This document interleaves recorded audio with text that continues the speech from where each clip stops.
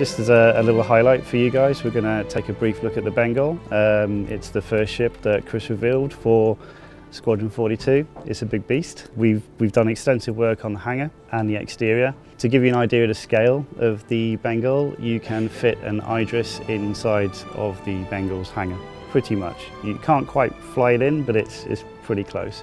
So it's a huge undertaking. It requires a lot of investigation into different lighting techniques, different construction techniques, different meshing techniques.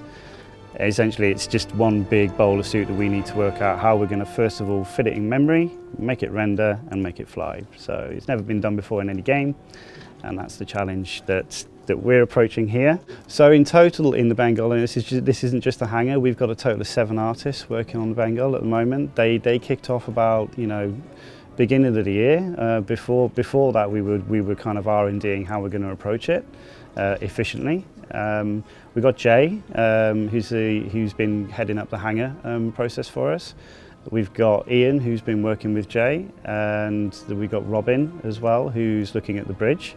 And then we go to exterior work, which is another challenge in itself. So we've got Phil, our senior artist, working up. He's just come off the Starfarer, so to give you an idea of the quality that we're going to be pushing there. And when you approach making kind of ships over a kilometre in scale, the construction technique in 3D completely changes.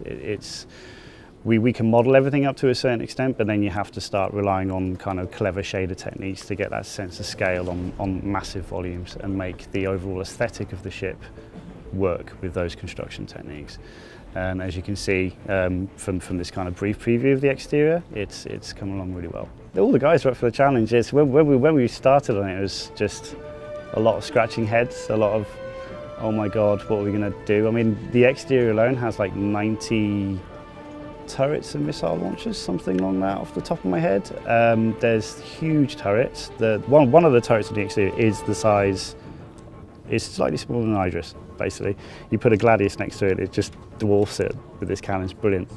But then we've got all the other kind of components on the exterior, which add up to a significant amount of data to push around at one time. So you have to be very kind of careful how you construct that. When you start to see other ships within the environment and characters walking around in that environment, you get a full sense of scale. As I mentioned, it's massive.